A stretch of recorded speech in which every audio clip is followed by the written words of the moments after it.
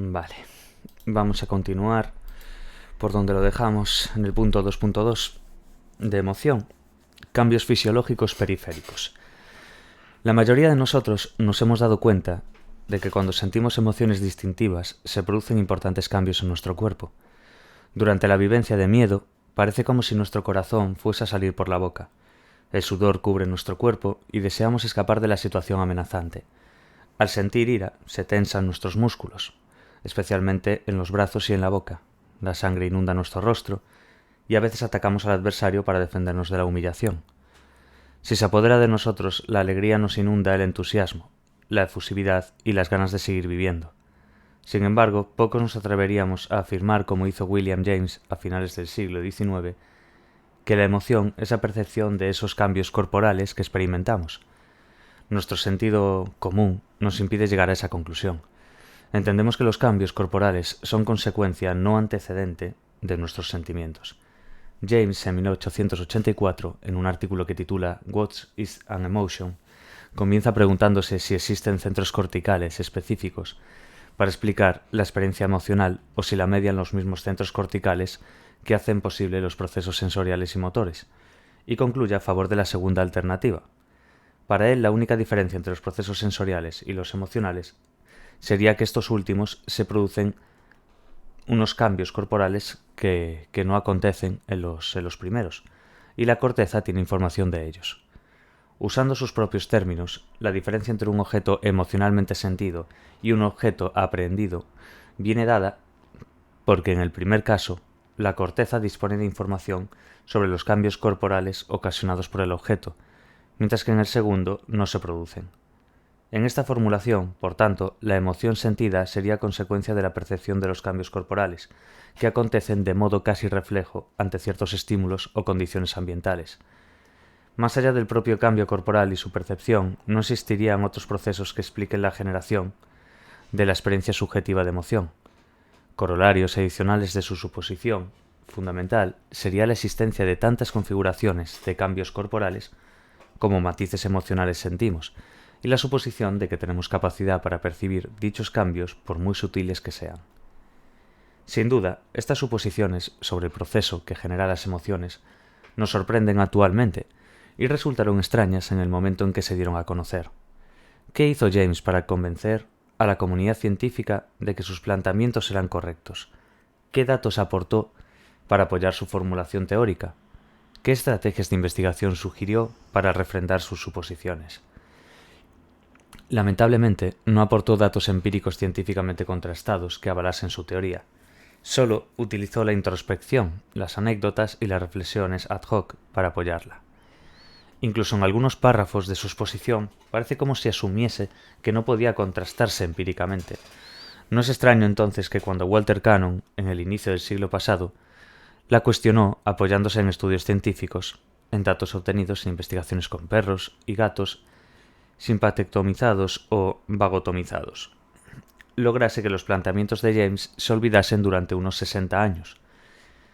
Debemos reconocer que no es fácil obtener datos que vinculen causalmente los cambios corporales periféricos y su percepción con la experiencia emocional, pues las estrategias de investigación solo proporcionan información relacional, no causal, al respecto. Pero cualquier formulación científica debe ir acompañada implícitamente de estrategias de recogida de datos que hagan posible su validación. En el caso de la teoría sobre las emociones de James, esto no fue así, y los investigadores posteriores tuvieron que reformularla estableciendo predicciones precisas para hacerla contrastable empíricamente. A pesar de esta importante limitación, las suposiciones teóricas de James han sido enormemente productivas y han generado numerosas líneas de investigación. A continuación, nos ocupamos de los estudios sobre especificidad autonómica visceral y sobre percepción autonómica, los cuales están estrechamente vinculados con sus postulados. Describiremos brevemente la lógica de sus manipulaciones y procedimientos experimentales, así como algunos resultados.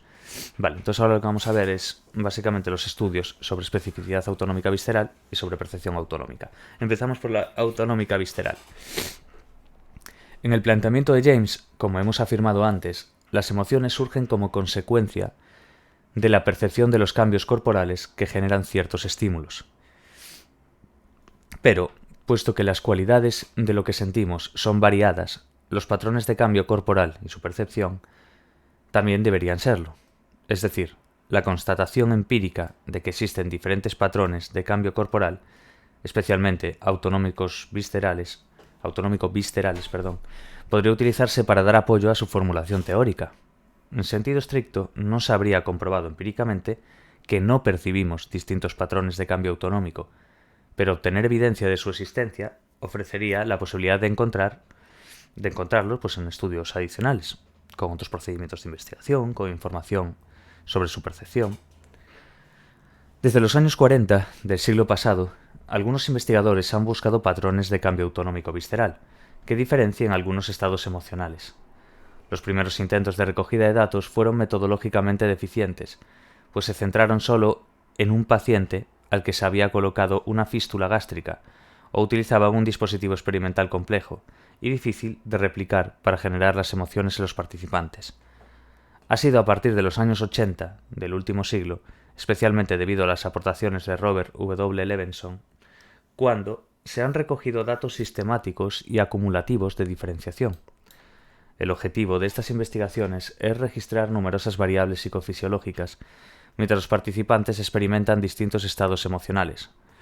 Puede utilizarse cualquier procedimiento de inducción eficaz como las imágenes emocionales, el recuerdo de episodios emocionales, la manipulación de la configuración facial, una mezcla de las anteriores, etc. Por supuesto, deben obtenerse informes verbales sobre la intensidad y cualidad de la experiencia emocional.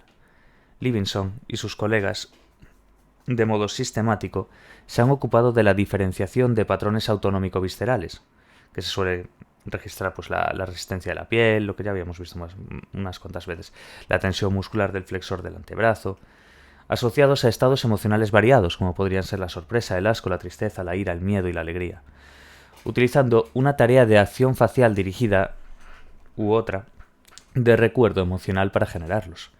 Siguiendo el primer modo de inducción, los participantes deben realizar una pose facial que aparente alguna de las 6 expresiones emocionales estudiadas, aunque nunca se les instruye específicamente para ello. En el segundo, se les dice que recuerden una experiencia en que sintieron cada una de las 6 emociones. El perfil de los participantes en estas investigaciones ha sido heterogéneo. Actores o estudiantes con buenas destrezas de interpretación, investigadores sobre la expresión facial, estudiantes, personas mayores, individuos pertenecientes a culturas asiáticas, etc.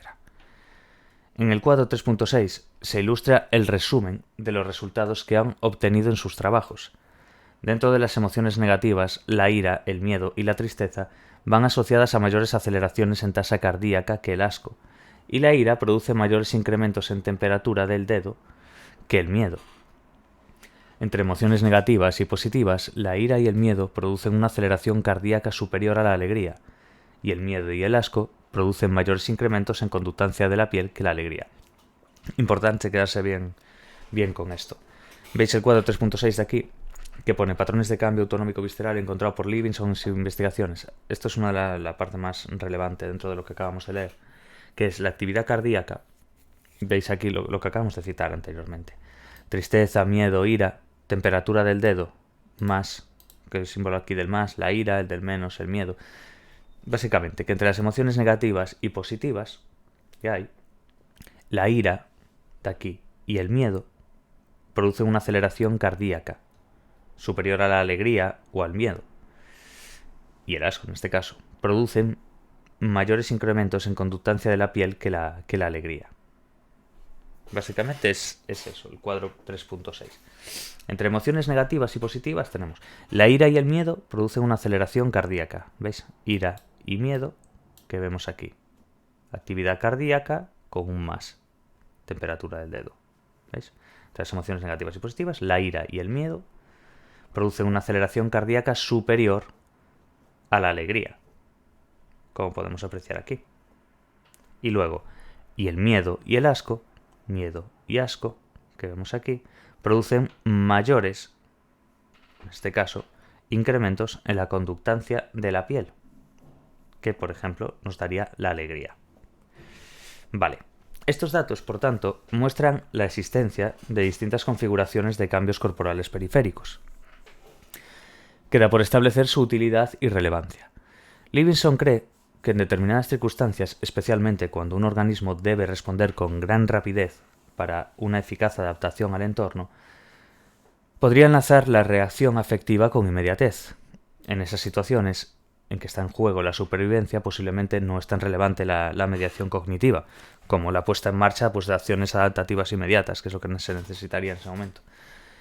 Por otro lado, como hemos comentado antes, ciertamente en estos estudios no se recogen datos sobre percepción autonómica, pero en otros, que miden la autopercepción autonómica a través de cuestionarios, también se han obtenido patrones de especificidad autoinformada. En cualquier caso, para muchos investigadores, después de numerosos intentos fallidos para encontrarlos, ha resultado alentador este descubrimiento. Punto 222. Estudios sobre percepción autonómica, el que nos quedaba, ¿os acordáis? Ahora mismo acabamos de dar las investigaciones sobre especificidad autonómica visceral y ahora nos pasamos a los estudios de percepción autonómica. Anteriormente hemos comentado que el postulado fundamental de James establece que el estado emocional acontece como consecuencia de la percepción de los cambios corporales. Además, sin aportar ningún dato empírico, asume que todos somos capaces de detectarnos los innumerables cambios que se producen en nuestro cuerpo en una situación afectiva. La mayoría de nosotros, desde nuestra intuición, estaríamos dispuestos, también de modo a priorístico, a suscribir esta afirmación. ¿Quién no se detecta un dolor de muelas, de cabeza o de estómago? ¿Quién no se da cuenta de que tiene fiebre? ¿Quién no diferencia sus estados de tensión corporal de los relajados?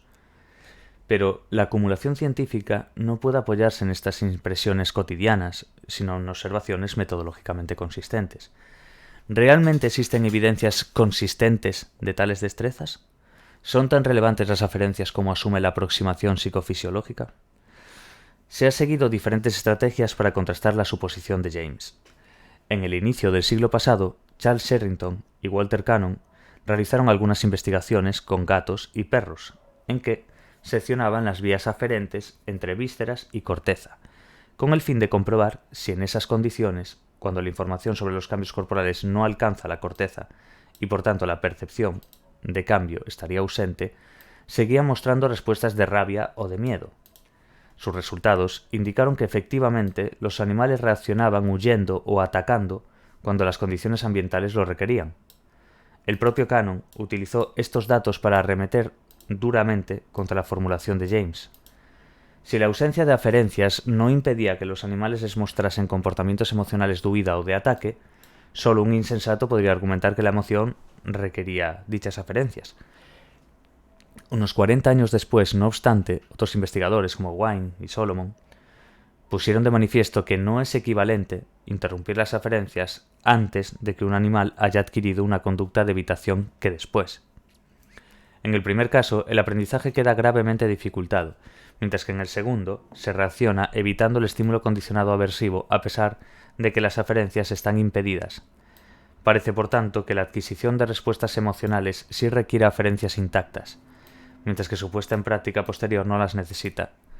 Posiblemente los centros cerebrales que median ambas condiciones de respuesta son diferentes. En cualquier caso, los estudios anteriores no se han realizado con humanos y algunos teóricos consideran que los datos que aportan no son relevantes para contrastar la teoría de James. Al fin y al cabo, él pretende abordar la experiencia subjetiva, la conciencia emocional, y esos estudios proporcionan información sobre conductas, no sobre estados internos. Para superar esta posible limitación, se han utilizado otros procedimientos de investigación en que los participantes son humanos. En los años 60, George Hohmann, en 1966, publicó un estudio correlacional, con importantes limitaciones metodológicas, en que se informaba de los cambios en vivencias emocionales, que acontecen en pacientes con lesiones en diferentes niveles de la médula espinal. Supuestamente como consecuencia de dicha lesión, la recogida de información se hizo a través de entrevistas estructuradas exhaustivas en que los participantes debían describir y comparar la intensidad de sus vivencias afectivas en situaciones de excitación sexual, miedo, ira, tristeza y sentimentalismo, previas y posteriores a dicho traumatismo. Los pacientes se agruparon en 5 niveles de lesión, desde la zona cervical hasta la sacra. Los resultados mostraron una disminución en la intensidad de las vivencias afectivas de todos los participantes, excepto en sentimentalismo, en este caso. Además, sugerían una relación clara entre el nivel de la lesión y las disminuciones en esa intensidad afectiva, de manera que las reducciones eran mayores conforme la lesión se situaba en zonas superiores a la de la médula, es decir, cuando las aferencias viscerales eran menores. Aunque estos datos han sido utilizados en apoyo de los planteamientos de James, jamesianos, la ausencia de un grupo control con limitaciones de movilidad, pero con la médula intacta, o que incorporase personas con posibilidad de desplazamiento normal, restringen gravemente su consistencia. De hecho, otros estudios posteriores, tanto de Diener, Gallagher o de Waris, en 1988, no replican estos datos, sino que más bien indican que los lesionados en la médula pueden experimentar emociones de modo semejante a los no lesionados. La estrategia de recogida de datos anterior, sin duda valiosa, era excesivamente limitada. Los investigadores querían poner a prueba las suposiciones de James y otras reformulaciones posteriores en personas normales. Su objetivo era relacionar la percepción autonómica con las vivencias emocionales en la población general. ¿Cómo podían conseguirlo? La inducción de estados emocionales en situaciones controladas de observación no era difícil y se había logrado con éxito en numerosas investigaciones, pero conseguir una buena medida de autopercepción era una tarea más ardua. ¿Cómo medir esta destreza? La solución inmediata fue utilizar el autoinforme verbal para realizar las mediciones. Se elaboraron cuestionarios sobre percepción autonómica y esas medidas se relacionaron con la intensidad afectiva que experimentaban los participantes, como vamos a ver ahora en el cuadro 3.7, esta adaptación del Autonomic Perception Questionnaire. Vale. Se elaboraron cuestionarios sobre percepción autonómica y esas medidas se relacionaron con la intensidad afectiva que experimentaban los participantes, como vemos en el cuadro 3.7. Pero muy pronto se cuestionó la validez de esas mediciones. Si los distintos cuestionarios desarrollados medían la misma destreza, ¿por qué no eran elevadas las correlaciones entre sus puntuaciones? ¿Realmente medían percepciones autonómicas? Para superar esta dificultad, los investigadores se trazaron como meta la obtención de medidas objetivas. La tarea no era fácil, pero se consiguió, por lo menos en relación con la actividad cardíaca. Vamos a leer el cuadro 3.7. A continuación encontrará una lista de 10 reacciones corporales que podemos experimentar en situaciones estresantes, emocionales o de otro tipo. Nos interesa conocer cuál es el grado de percepción que tiene de ellas. Por favor, indique en cada caso, redondeando con un círculo, el grado en que es consciente uno mismo de ella. Utilice la siguiente escala, del 1 al 5, nada en absoluto, ligeramente, moderadamente, bastante y completamente.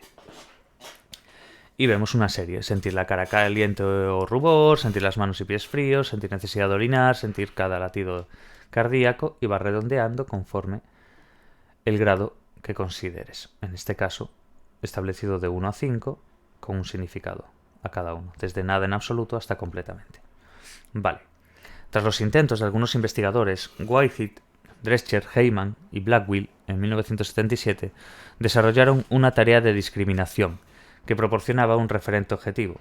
Presentaron a los participantes series de estímulos estereoceptivos, como tonos auditivos, estímulos vibratorios, estímulos visuales, etc., los cuales podían ocurrir muy cercanos en el tiempo con la onda R de su electrocardiograma, la EKG, o un poco retrasados, como vemos en el cuadro 3.8.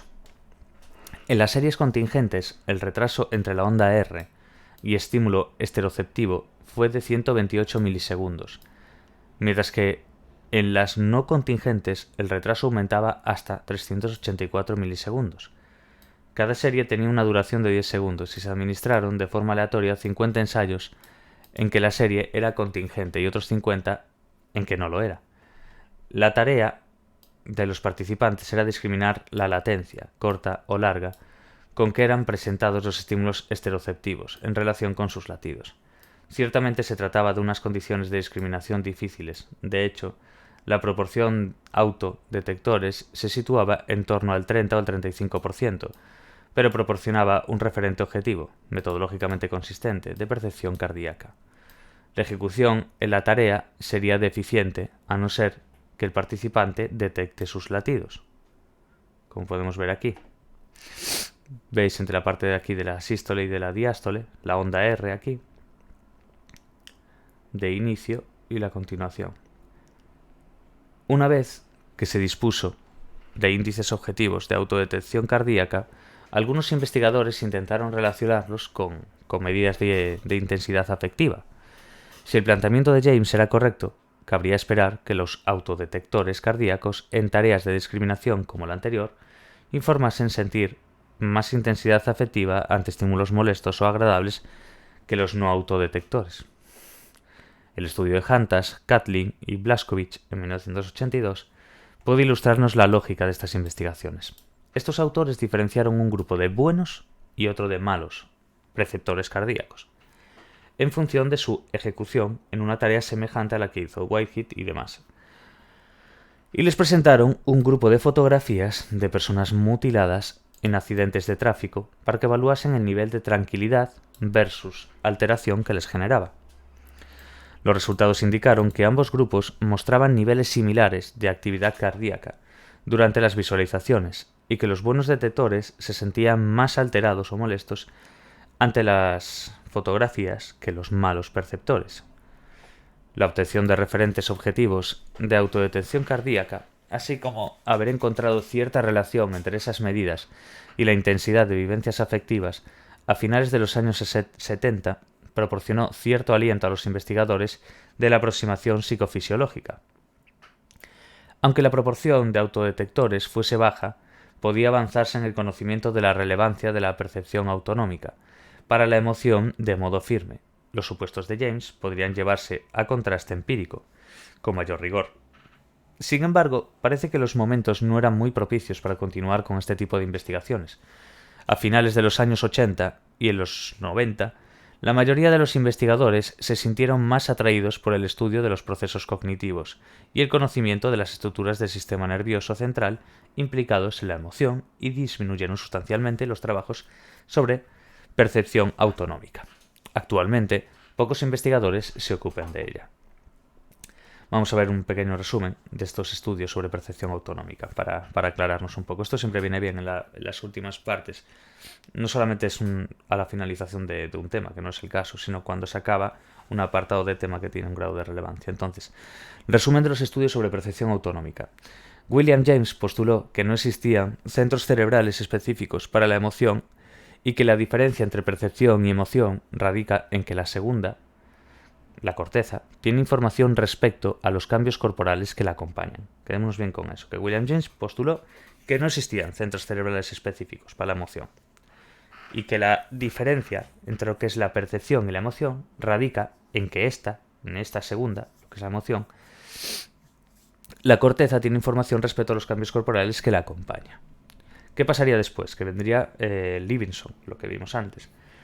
Las investigaciones de Robert Levinson, de modo acumulado, ponen de manifiesto la existencia de algunos patrones de cambio autonómico viscerales, como dimos, asociados con diferentes estados emocionales. Se trata de patrones de cambio real, no percibido.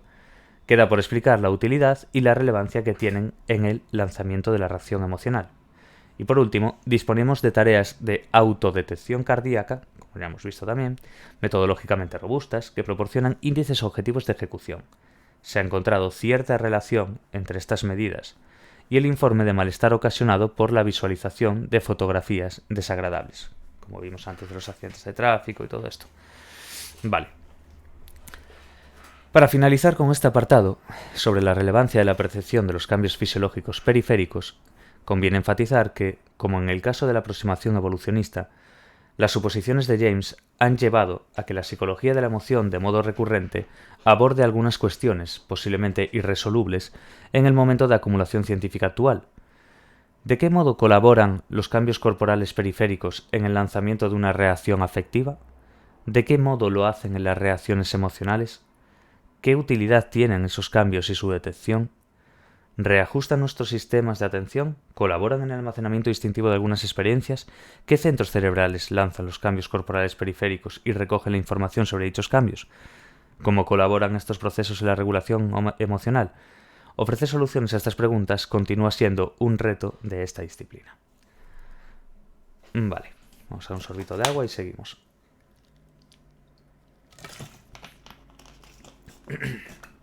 Vale, punto 2.3. Interpretación cognitiva y valoración, el appraisal.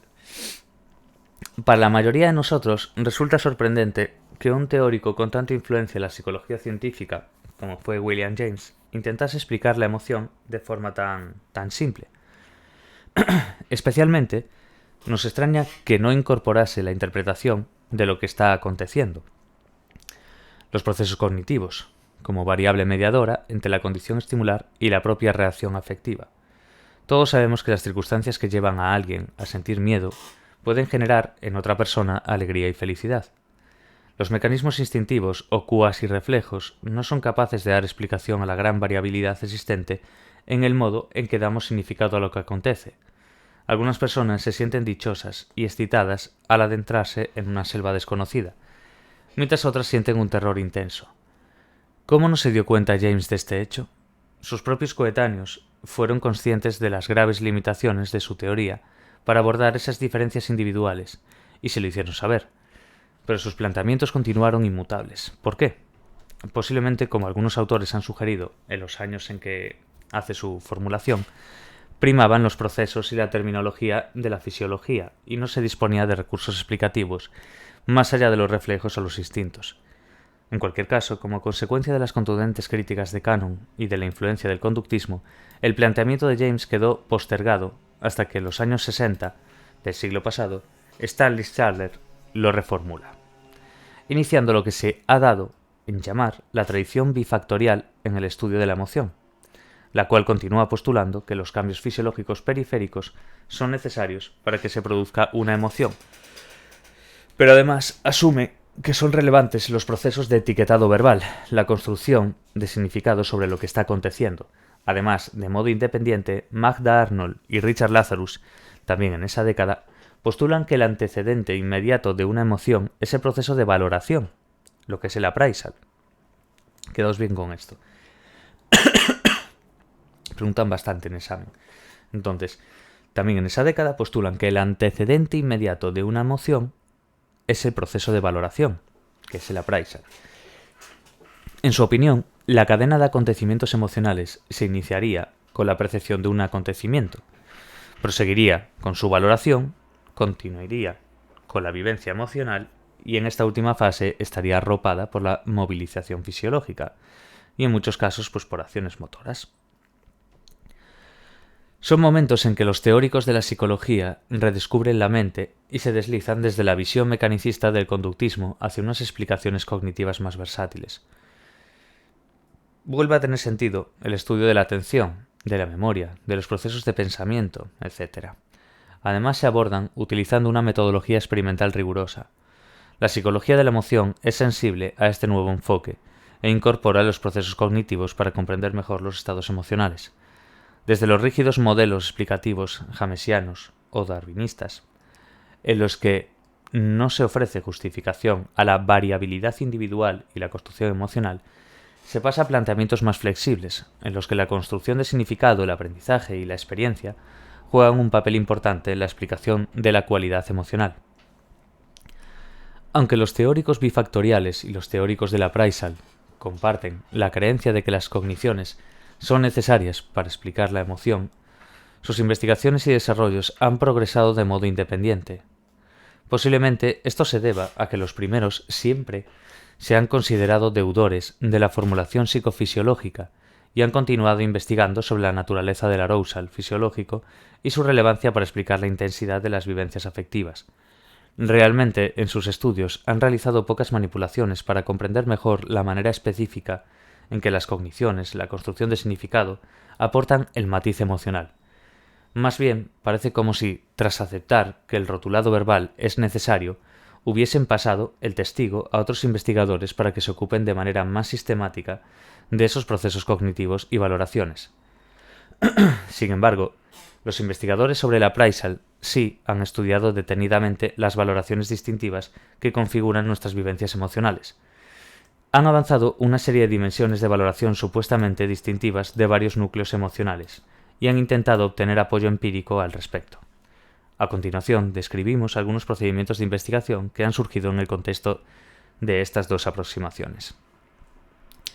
Validación de los planteamientos bifactoriales. Importante esto. Schachter y Singer, en 1962, afirman que el arousal fisiológico, los cambios corporales periféricos, son necesarios para que se produzca una emoción, pero no son suficientes. Se requieren también procesos cognitivos que interpreten y rotulen verbalmente lo que está aconteciendo. Esta suposición reajusta de modo importante el planteamiento de James, pues además de incorporar los procesos cognitivos para explicar la cualidad afectiva, el arousal fisiológico se considera inespecífico y solo se vincula causalmente con la intensidad afectiva. No se requieren distintos patrones de cambio fisiológico periférico para justificar los variados matices emocionales que sentimos. La cualidad emocional está determinada por las cogniciones. Dos individuos en una misma situación pueden experimentar emociones distintas porque atribuyen un significado diferente a lo que está aconteciendo. El aprendizaje, la experiencia previa, los procesos de memoria o pensamiento, etc., pueden explicar esas diferencias. Alguien en un momento dado, en una situación determinada, puede sentirse alegre y en otro momento posterior, allí mismo puede sentirse triste. La interpretación de lo que acontece cambia de un momento a otro y ello explica sus diferentes vivencias emocionales. ¿Cuántas veces se ha sentido usted enfadado en una situación mientras su acompañante se divertía? Evidentemente, no interpretaban de la misma manera lo que estaba ocurriendo. ¿Ha iniciado alguna vez un examen angustiado o temeroso y lo ha finalizado animado y entusiasta? Posiblemente conforme avanza en su realización, se ha dado cuenta de que estaba en condiciones de superarlo con éxito. Al modificar su interpretación respecto a la situación, ha cambiado la cualidad de sus sentimientos. Esto es con lo que nos tenemos que quedar bien esto. Quedarse lo mejor posible con esta parte de planteamientos bifactoriales, el tema de que afirman que el arousal fisiológico, los cambios corporales periféricos son necesarios para que se produzca una emoción, pero no son suficientes. Y después cómo va explicando esos procesos cognitivos y demás. Vale, están muy bien los ejemplos siempre del final. Me refiero, cuando dudéis un poco, os liéis un poquillo con las palabras que van surgiendo o que tienen un grado de complejidad, básicamente, quedaos muy bien con ese tipo de ejemplos. Eso sirve para que tú en el examen o cualquier cosa te imagines eso. Digas, ostras, el ejemplo del examen. O el ejemplo de que tú te estabas divirtiendo. O que tú no te estabas divirtiendo y tu acompañante se estaba divirtiendo. Entonces, quedarse bien con esa historia es lo que yo creo que más punto tiene. Además, el tema del arousal, este rollo de validaciones y demás, son bastante importantes. Al menos en las preguntas que voy subiendo de Patreon y los exámenes lo veo mucho. Vale, el estudio de Schachter y Singer de 1962. Vamos a verlo ahora. Como hemos afirmado antes, la inclusión de los procesos cognitivos para comprender mejor cómo se genera la emoción fue aceptado muy bien por la comunidad científica de la época. Eran momentos propicios para ese tipo de formulaciones, además. Pero sin duda hubo otro aspecto adicional que determinó esta excelente acogida. Schachter y Singer no solo expusieron sus suposiciones teóricas, sino que las contrastaron empíricamente y publicaron sus investigaciones. No solo incorporaron los procesos cognitivos en la explicación de la emoción, sino que plantearon un modelo teórico susceptible de ponerse a prueba mediante experimentación. ¿Cómo no iban a ser recibidos con entusiasmo sus aportaciones? No era habitual proceder de modo tan exquisito. Por ello, la comunidad científica aceptó de buen grado la reformulación e incluso pasó por alto las deficiencias metodológicas del experimento fundamental con que apoyaban sus suposiciones. A partir de las premisas fundamentales expuestas anteriormente, estos autores establecen 3 predicciones empíricas y desarrollan un procedimiento experimental para ponerlas a prueba. En la primera afirmaban que, dado un estado de arousal fisiológico para el que un individuo no tiene una explicación inmediata, éste etiquetará dicho estado y describirá sus sentimientos en términos de las cogniciones que tiene disponibles. En ella estaba implícita la idea de que el arousal fisiológico es indiferenciado y que por tanto son los mismos cambios corporales los que estarían presentes en todos los estados emocionales. Por otro lado, establecía que las condiciones del momento, la interpretación que se hace de lo que acontece, es lo que diferenciará cualitativamente la experiencia emocional. En la segunda, especificaban que, dado un estado de arousal fisiológico para el que un individuo tiene una explicación completamente apropiada, no surgirán necesidades de evaluación, y no es común que el individuo etiquete esos sentimientos en términos de las condiciones alternativas disponibles. Se precisa, por tanto, que si ya se ha proporcionado significado a lo que acontece, generalmente no vamos a ocuparnos en interpretaciones adicionales. Si, por ejemplo, estamos haciendo ejercicio físico y creemos que los cambios corporales que experimentamos son consecuencia de esta actividad, no buscaremos explicaciones adicionales de dichas percepciones. Si estamos excitados en una situación y sentimos ira, pensamos que los cambios corporales percibidos son ocasionados por ese estado emocional y no intentaremos encontrar otras causas para ese arousal. En la última, indicaban que, dadas las mismas circunstancias cognitivas, un individuo reaccionará emocionalmente o describirá sus sentimientos como emociones solo en la medida en que experimente un estado de arousal fisiológico.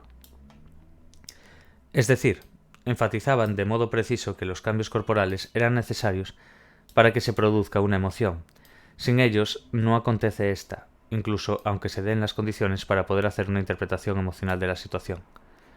En el experimento que publica en 1962 incluyen 3 manipulaciones para poner a prueba estas 3 predicciones. En primer lugar, todos los participantes creen que están participando en un estudio que tiene como objetivo conocer los efectos de un complejo vitamínico sobre la visión. Sin embargo, no se les administra el compuesto vitamínico, sino que se crean 2 condiciones de arousal fisiológico. Algunos participantes reciben epinefrina, una sustancia que produce activación simpática, mientras que se administra a otros una solución de placebo, que no la genera, lógicamente. En segundo lugar, se informa a algunos participantes que van a experimentar una serie de cambios corporales, pues palpitaciones, temblores, enrojecimiento del rostro, que son ocasionados por el fármaco que se les ha inyectado, mientras a otros no se les proporciona información al respecto. Y en una tercera condición, reciben información errónea respecto a los cambios corporales que van a sentir. Entumecimiento de los pies, picores en diferentes partes del cuerpo, un ligero dolor de cabeza.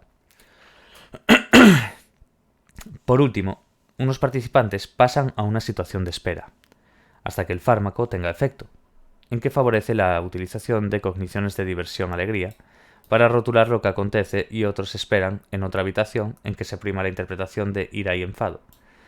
En el primer caso, la habitación estaba en un estado de ligero desorden, y tan pronto como se quedaba, solo el participante, entraba un aliado del experimentador que hacía una serie de comentarios divertidos y se comportaba de modo distendido, encestando bolas de papel en la papelera, volando aviones de papel, construyendo torres con carpetas, etc. En la condición de ira, tanto el participante como el aliado del experimentador cumplimentaban un cuestionario que incluían preguntas progresivamente más insultantes. El aliado del experimentador hace comentarios airados sobre el director de la investigación y en un momento dado rompía y tiraba al suelo el cuestionario. En el cuadro 3.10 se incluyen resumidas las condiciones experimentales del estudio. Cuadro 3.10. Condiciones experimentales incluidas en el experimento de Shatter y Singer en el 62. Bueno, vemos ese cuadro, que es lo que acabamos de leer anteriormente. Euforia. Informado, epinefrina. Ignorante, epinefrina. Mal informado, epinefrina. Ignorante, placebo. Ira. Bueno, informado, epinefrina. Ignorante, epinefrina y placebo. Los investigadores realizaron chequeos del pulso de los participantes antes y después de haberles administrado el fármaco y obtuvieron medidas de autoinforme del estado de ánimo de los participantes en la situación de espera. Además, 2 jueces observaron a través de un espejo unidireccional el comportamiento de los participantes cuando estaban con el aliado del experimentador.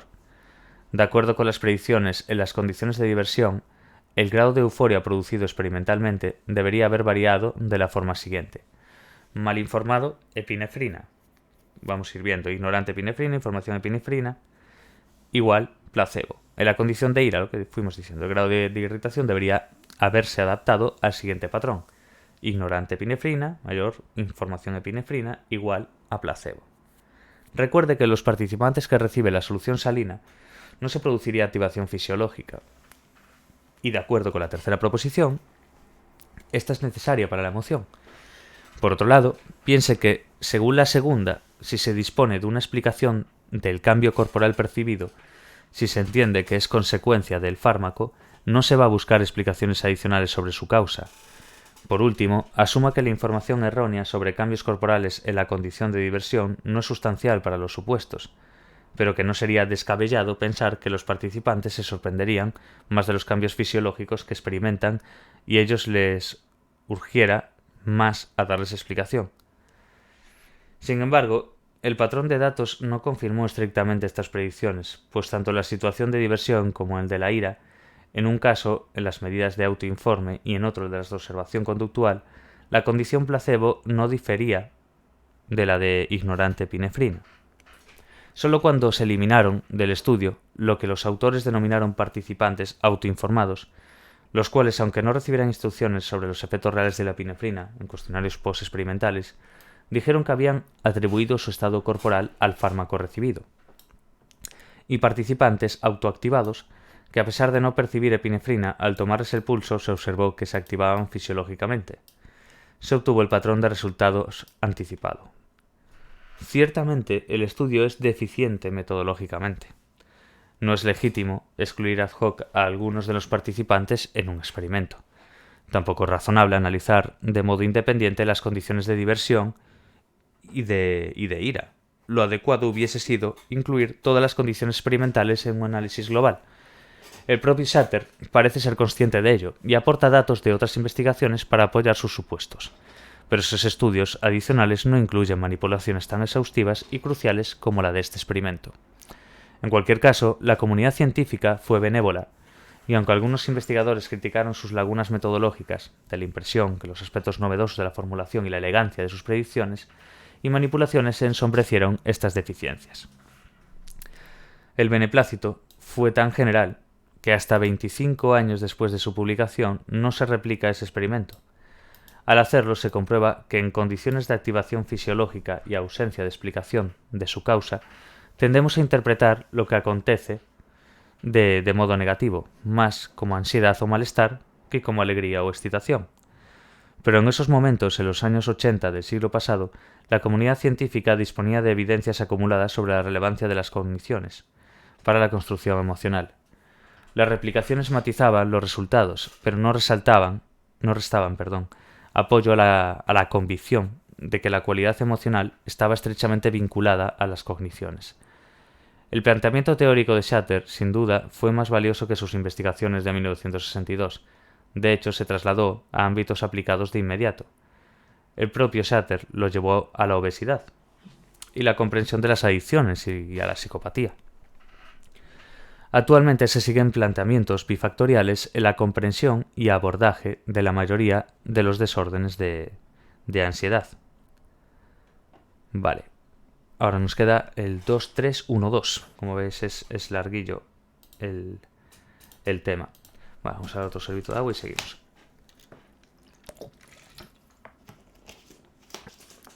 Vale. El paradigma de transferencia de excitación. El paradigma de transferencia de excitación fue desarrollado originalmente por Dov Zillman, que vemos aquí en la foto, este hombre aquí con sus gafas y sus cosas, en el inicio de la década de los 70 del siglo pasado, y constituye esencialmente una aplicación de los supuestos de Shatter a estados de arousal, que ocurren secuencialmente. Se basa en el hecho de que el arousal fisiológico no termina bruscamente al cesar las condiciones generadoras, sino que a causa de los lentos procesos hormonales envueltos en el control de la activación simpática, la activación decae con relativa lentitud. Entonces, si un individuo ha sido activado fisiológicamente en la situación A y posteriormente se encuentra en B, el arousal residual de A y este se añadirán al provocado por los propios estímulos emocionales, haciendo que el nivel de arousal total experimentado en B sea elevado, como vemos en el cuadro 3.11 de aquí. Zillman sugiere que, en caso de ese tipo, un individuo puede atribuir el arousal total presente en B a los estímulos emocionales de esta situación, con lo que la reacción emocional se intensificaría mediante lo que esencialmente sería una atribución errónea de la excitación residual de A a la situación B. Vemos aquí la ilustración del modelo de transferencia de excitación. Existen muchas situaciones cotidianas que probablemente pueden explicarse desde este paradigma. Piense en una situación en que viaja en su coche tranquilamente con su familia, ¿no? De imprevisto están a punto de chocar dramáticamente contra otro vehículo. Lo habitual es que se active fisiológicamente muchísimo, de manera que puede detectarse fácilmente los latidos cardíacos, su respiración jadeante, el sudor de sus manos, etc. Cuando ya ha pasado el peligro o el riesgo de colisión, su actividad fisiológica tiende a normalizarse, pero sigue siendo elevada aún. En ese momento es probable que piense en sus hijos o en su cónyuge que le están acompañando y que sienta hacia ellos más amor, cariño y ternura de lo que manifestaba antes del riesgo de accidente, o cuando en otras situaciones ha pensado en ellos. Probablemente lo que ocurre es que la intensidad de esos sentimientos se ve favorecida por la excitación fisiológica que arrastra desde el momento en que estuvo en riesgo hasta que le afloran los pensamientos subsiguientes. Quizás los aficionados al fútbol recuerdan algunas situaciones que también puedan explicar desde este paradigma.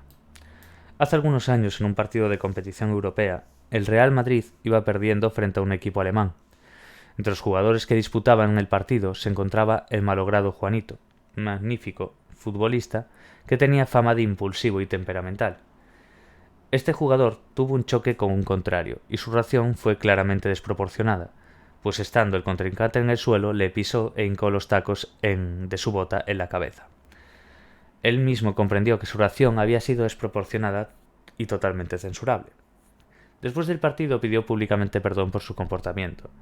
Desde el paradigma podrían explicarse esta y otras acciones semejantes relativamente habituales en las disputas deportivas, argumentando que el nivel de activación fisiológico presente en el deportista hace que se incremente considerablemente la intensidad de cualquier reacción agresiva que tenga. Para ejemplificar el paradigma, vamos a describir uno de los trabajos que realizó Zielman en el 71. Los participantes recibían instrucciones de que el objetivo de la investigación era conocer la manera en que el castigo puede influir sobre el aprendizaje y que por azar ellos desempeñarían las tareas de profesor, mientras otro compañero, que realmente era un aliado del experimentador, lo haría como alumno. En el inicio de la sesión, para que fuesen conociéndose profesor y alumno, se les planteaban diversos tópicos de opinión para que mostrasen su acuerdo o disconformidad. Cada vez que las opiniones de ambos no eran coincidentes, el supuesto alumno administraba una descarga eléctrica al hipotético profesor. En la mayoría de las ocasiones, pues se daban discrepancias. El objetivo de esta fase era que el participante sintiese cierto enfado con el supuesto alumno. Seguidamente, los participantes, en función de su condición experimental, fueron expuestos a una película bien de contenido agresivo o bien erótica o bien neutral, cada una de las cuales generaba distintos niveles de activación fisiológica. De acuerdo con estudios preliminares, la visualización de la película erótica generaba más activación fisiológica que la agresiva, y esta última producía más arousal que la neutral. Por último, se creó una situación en que el participante experimental, el profesor, hacía una serie de preguntas preestablecidas sobre la película al alumno, el cual en la mayoría de las ocasiones respondía erróneamente. En cada ocasión en que la respuesta era incorrecta, el participante administraba una descarga eléctrica al alumno con la intensidad que quisiese dentro del rango disponible. La principal variable dependiente, por tanto, fue la intensidad de la descarga eléctrica, la cual se suponía que reflejaba la intensidad del enfado durante la fase final. Si los supuestos de transferencia de excitación eran correctos, en el tercer momento, cuando el supuesto profesor pregunta al alumno, aún estaría operativa en él la excitación residual originada por cada uno de los contenidos de las películas, los cuales serían mayores para la erótica, seguida de la agresiva y mínimos para la neutral. Y esos residuales colaborarían en la intensificación de la ira, la cual a su vez llevaría a que se usasen descargas más intensas. Los resultados corroboraron estas predicciones.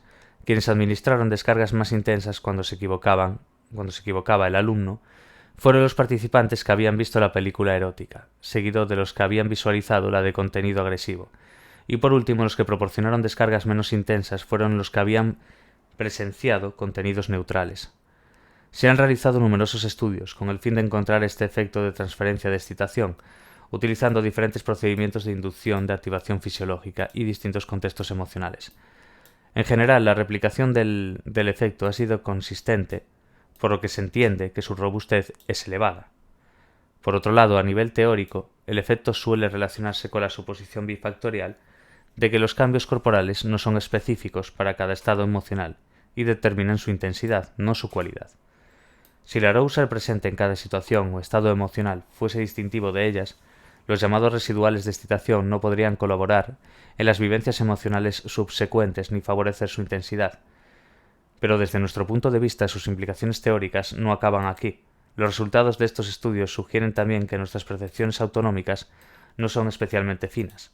Atribuimos por defecto su causa a los acontecimientos del presente, aunque realmente estén en el pasado. Un jugador de fútbol, cuando sufre un encontronazo con un contrario, no desmenuza analíticamente la parte de activación fisiológica, que es ocasionada por un golpe sufrido procedente de la práctica del propio deporte, Más bien asume que todo es ocasionada por el episodio presente, el choque.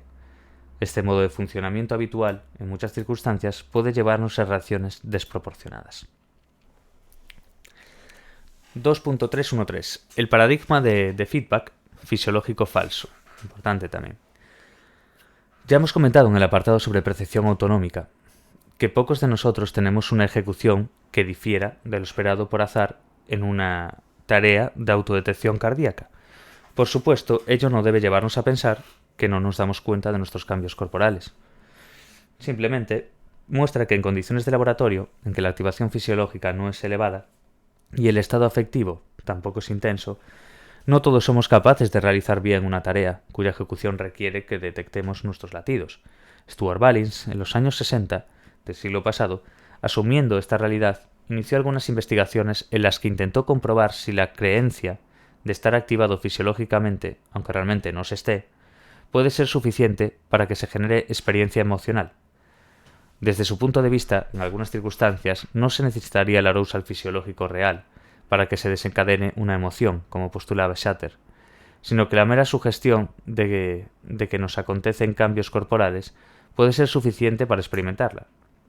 Si esto fuese así, argumentaba, a la postre la emoción sería consecuencia meramente de cogniciones. Las propias creencias pueden ser tan funcionales como la epinefrina. Vamos a ilustrar las manipulaciones que suelen realizarse en este paradigma describiendo brevemente el primer experimento que publica Ballins, para contrastar sus ideas. En el estudio participaron solo hombres y fueron informados de que su objetivo era conocer sus reacciones fisiológicas ante estímulos sexuales y que su tarea consistiría en ver 10 fotografías de mujeres semidesnudas y evaluar la atracción que sentían respecto a ellas, mientras se registraba su actividad cardíaca. La manipulación de sus creencias respecto a los cambios corporales que les acontecían durante la visualización se hizo a través de instrucciones. A 2 grupos se les dijo que escucharían de forma amplificada los latidos de su corazón y sus cambios en la actividad cardíaca mientras observaban las fotografías. En uno de esos 2 grupos, los sonidos simulaban un incremento en la tasa cardíaca durante 5 de las 10 presentaciones que recibían, mientras que las 5 respuestas simulaban una estabilización. En el otro se siguió un procedimiento similar con la diferencia de que la cadencia de sonidos cambiantes simulaba una disminución en tasa cardíaca. A los 2 grupos restantes se les informó de que oirían sonidos, pero que debían ignorarlos, pues meramente intentaban distraerles, como se especifica en el cuadro 3.12. Estos 2 grupos recreaban las condiciones de cambio en las series de sonidos de los 2 anteriores. En realidad, en todos los participantes se presentaron sonidos pregrabados, que no estaban relacionados con sus latidos reales. Las medidas dependientes importantes fueron las evaluaciones de atracción hacia cada fotografía de los participantes. Como vemos aquí en el cuadro 3.12, las condiciones experimentales incluidas en el experimento de Ballins. Grupo 1, sonido igual a latido, incremento de frecuencia. Grupo 2, sonido igual a latido, disminución en frecuencia. Grupo 3, sonido igual a distractor, incremento de frecuencia. Y grupo 4, sonido igual a distractor, disminución. Grupo 1 y grupo 2 de latido, en uno incremento de frecuencia, en otro disminución. Y grupo 3 y grupo 4, distractor, pero en uno un incremento de frecuencia y en otro una disminución de frecuencia. Ballins pensaba que si lo importante no son los cambios fisiológicos reales, sino los que una persona cree tener cuando los participantes pensasen que habían reaccionado fisiológicamente ante una fotografía, aunque en realidad no se alterasen podrían considerar más atractiva la fotografía de la muchacha que había generado tales alteraciones en su tasa cardíaca que la de otra muchacha con la que no se habían alterado. Los resultados corroboraron esta predicción, de hecho. Cuando los participantes creían que los sonidos eran reflejo de sus latidos, las fotografías asociadas a un cambio en la cadencia de los sonidos era considerada más atractiva que las vinculadas a series de sonidos regulares. Además, estas preferencias se hacían más patentes cuando la cadencia de sonidos se incrementaba. Tales diferencias, sin embargo, no estaban presentes en los grupos que pensaban que los sonidos intentaban distraerles. Al comentar sus resultados, argumentó que este sería el patrón de datos que cabría esperar si se hubiesen inducido farmacológicamente los cambios en tasa cardíaca en unas fotografías y no en otras. A la postre, según él, la emoción era resultado exclusivamente de procesos cognitivos. No se requerían los fisiológicos. Posiblemente esta explicación es demasiado contundente y excesivamente generalizada, especialmente si se tiene en cuenta que las condiciones de inducción afectiva de su estudio y de otros posteriores suelen ser poco intensas y distintivas, y que las instrucciones para detectar con qué fotografías se producen cambios en la cadencia de sonidos llevan a patrones de preferencia semejantes. Quizás lo más relevante de estos trabajos sobre feedback fisiológico falso es que demandan de nosotros una distinción clara entre arousal fisiológico real y arousal percibido, lo cual no siempre se ha hecho. El propio Shatter no establece esa diferenciación. Es cierto que generalmente nuestra percepción de arousal se corresponde estrechamente con nuestro nivel de arousal fisiológico real, pero no siempre es así. Pueden darse situaciones en que no se establezca una buena relación entre ambos. Además, sin duda existen diferencias individuales en cuanto a esa estrechez de relaciones, y deberíamos aceptar la posibilidad coyuntural, en este caso coyuntural, de un mal funcionamiento del sistema de percepción del arousal. De nuevo, estas investigaciones ponen de manifiesto que nuestro conocimiento sobre la percepción autonómica y su relevancia es pobre. Para finalizar con las estrategias de investigación desarrolladas en torno a la tradición bifactorial, me gustaría recordar su importante papel en la superación de algunas de las restricciones de James, particularmente lo referente a la explicación de la variabilidad individual en la construcción emocional. Aunque fueron fundamentalmente los teóricos de la appraisal los que se encargaron de avanzar modelos explicativos precisos para explicar emociones distintivas a partir de diferentes patrones de valoración, la tradición bifactorial puso de manifiesto la potencialidad de las condiciones para explicar los matices emocionales. Por otro lado, también es importante destacar que estas investigaciones parecen apoyar la suposición de que la percepción del arousal no es especialmente precisa, y más bien parece no ser específica. Especialmente los estudios sobre transferencia de excitación parecen apoyar de manera consistente este hecho. Investigaciones futuras deberán aportar información sobre el alcance de estos datos y la manera en que son complementarios o incompatibles con los aportados posteriormente por Levinson sobre especificidad autonómica visceral, como ya conocemos. Vale, perfecto. Vamos a dejarlo por aquí, que no sé el tiempo que llevaremos, pero calculo que 40, 50 minutos... Sí, una horita ya. Vale, lo vamos a dejar en el punto 232, que es la validación de dimensiones de valoración. Así que poquito a poco iremos viendo. Es un libro largo en comparación con otros, pero se lleva bien. Así como en psicobiología, por ejemplo, tienes que andar leyendo para atrás, yendo para adelante, leyéndolo mucho más lento y demás. Esto lo vas leyendo como una historia, básicamente. Tienes que estar un poco atento, pero quedarse bien con conceptos de appraisal, de arousal, de los autores, de cómo hicieron ciertas cosas que ahora tienen más o menos relevancia, de sus fallos y demás. Pero bueno, se va entendiendo bien. Aparte, parece muy buen libro, a mi juicio al menos. Vale, pues lo dejamos por aquí y hasta el siguiente vídeo y mucho ánimo a todos.